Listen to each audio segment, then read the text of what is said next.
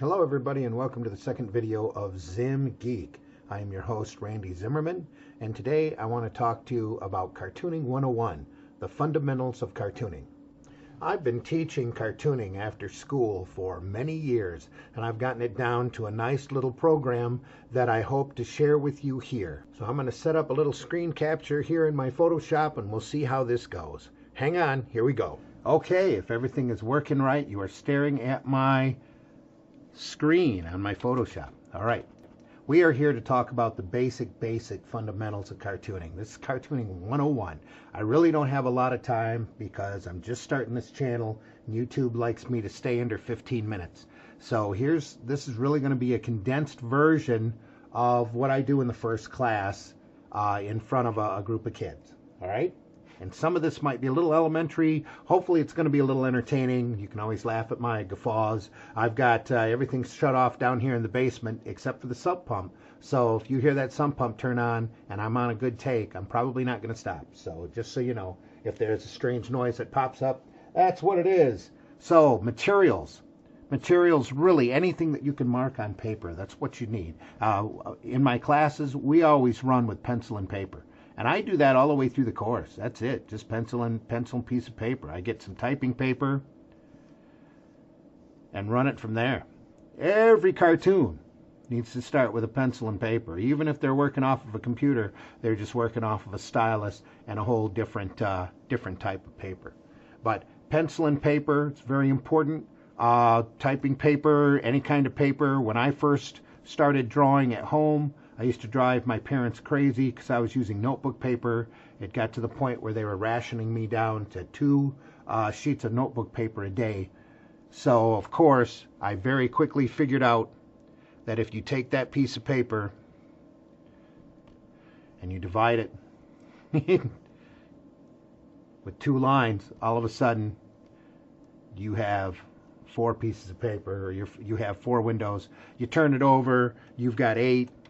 And then soon after that, I started telling stories. And that's really where I started doing sequential art, as I would take characters and run it from panel to panel to panel to panel. There's 2 real basic rules of cartooning that you always have to keep in mind, especially when you're starting. Rule number 1 is to draw light. You're going to take that pencil and you're going to draw as light as possible. And I like, when I pencil on my board here, I like going down to about a 40%. Drawing light is very important, so that eraser will just take it right up easier. You'll save trouble on erasers. That's the number 1 problem with the pencils that I have in my classes, is that eraser always goes first and wears right down to nothing. Plus, the way that I teach drawing is to run from an outline out, and not every line that you lay on that paper is going to stay there. Rule number 2, like I said, you're always going to make mistakes. Rule number 2, of course, is don't get frustrated. Don't let it throw you if, when you're sitting here drawing a character that in your mind you think, oh, this is really simple, it's real easy, and it doesn't look exactly right. Don't get mad at the paper. Take an eraser and erase it if you can. If not, then start over. Turn your paper over, get another piece of paper, whatever you have to do, but don't get frustrated. Don't tell yourself that you can't draw, because that's really a stumbling block for a lot of young kids when they sit here and they try to draw for the first or second time, or they're cartooning something. It doesn't look right. They get frustrated at it. They throw a switch in the back of their brain. They decide that they can't draw anymore, and they completely disengage and they shut down. Drawing, cartooning, is just like any other skill. You have to learn, as well as the talent for it really comes out in your style a lot more than your ability, especially to start with, to cartoon. It's really all hand-eye coordination. How I explain it to the kids is that if you're sitting here on your favorite video game and you can't get past the first level on whatever game that you're on, do you tell yourself that you can't play video games anymore, and you take that entire system and toss it into the trash? That's not how that works most of the time. The way it works is that you go through on your video game and you study that level and you stay on it, or you get up online and you find out the cheats or whatever you have to do in order to get past that first level, or that level in particular, and get up to the next level. Cartooning doing anything really, learning anything. It's the exact same way. You can't give up on it if you really want to do it. And if you have a passion for it, you're not going to give up on it. You're just going to keep going and keep going and keep going.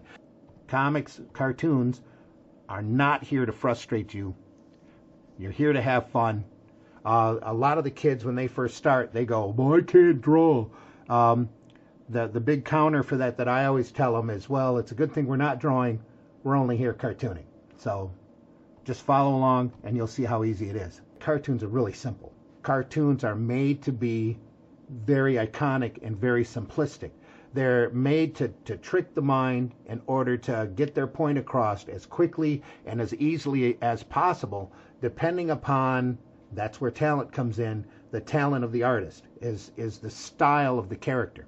So by iconic, I mean they're so, just by the basic shape, they're so recognizable. If I sit here and if I draw 3 circles, you are automatically thinking of Mickey Mouse. If I draw another circle, another couple curved lines, you know, a couple more circles, we get closer and closer to it all the time. And I'll go through Mickey Mouse in one of the future classes. If I draw another shape, of course, you're going to think of another very iconic character.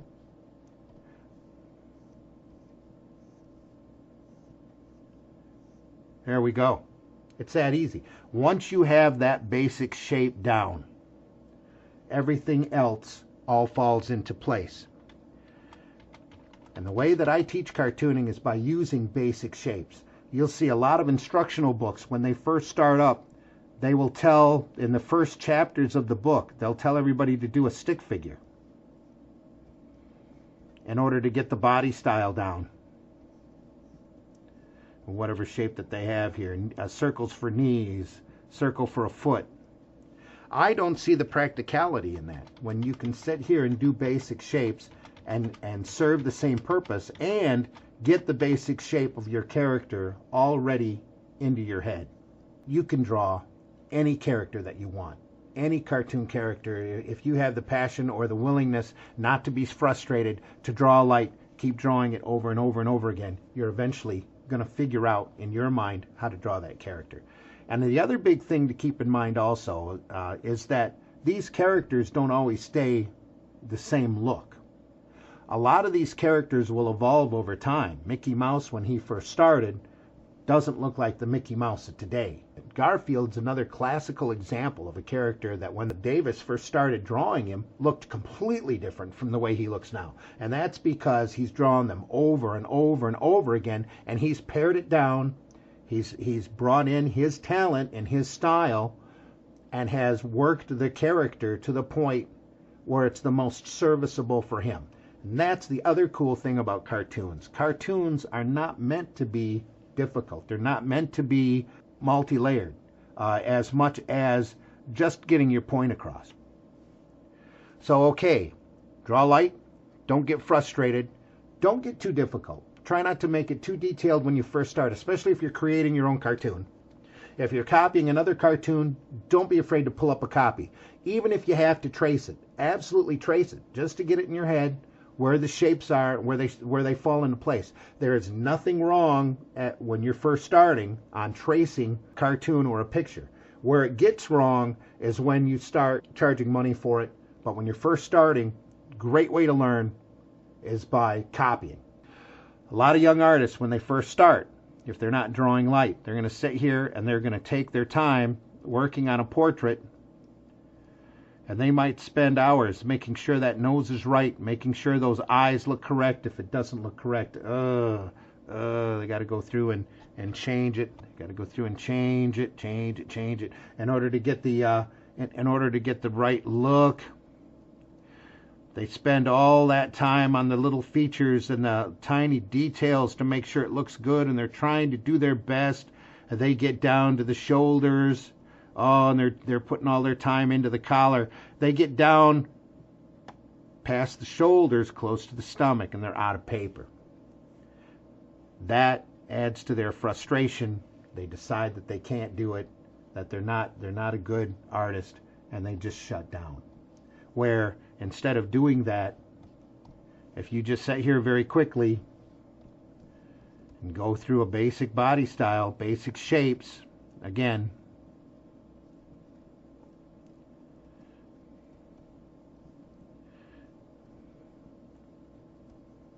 That's really all you need. You'll be able to see that image in your head. You'll be able to put as much of that image as you want to on your paper. And then you can go through and add whatever details and your own style to it after that. And again, it's that easy. And it is an easy trap for young artists to get into, not to sit there and start with an outline. A lot of young artists feel, well, whatever line I put down, that's the line that's there, and that's the line that needs to stay on the paper. Nope. Use your eraser. Use your eraser and admit or acknowledge the idea that you're going to make mistakes. Sometimes you're going to make happy mistakes too, where something doesn't go exactly the way that you want, and you'll sit there and you'll look back on it and you'll go, oh, that line looked pretty good. I think I'll keep that line.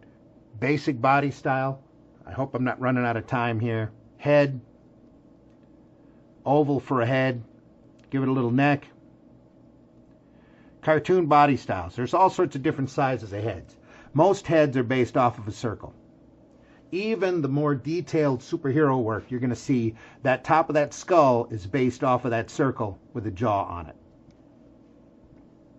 And sideways, again. Circle, jaw on it. Start with a circle or an oval, then add arms. The first class that I do, I usually have them draw it down to the elbow, elbow to the wrist. Same thing with the legs, only a little thicker, down to the knee, down to the ankle, with a half circle flat on the floor to represent the foot. Now you see, this foot isn't as big as that foot. You can always make it as big, or at this point, you can take out your eraser, move the leg over in order to make that foot just right. Basic body style. That's all you need. Once you have the basic shape down of your character, and your character is all sorts of different shapes. These body styles change constantly. Mickey Mouse is a good example. Starts out as a bean. Sometimes when you see him in the front, he's more of an oval. It's the way it works. It's the way they show dimension on their character. Here's a basic body style. Once you get that basic body style down, you'll be able to do whatever you need to with it once you can see that in your head. And that's really the key.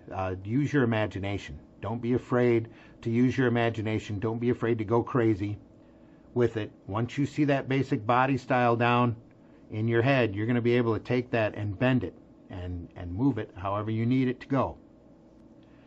Start with the head, do a body, put in the basics for the arm, leg.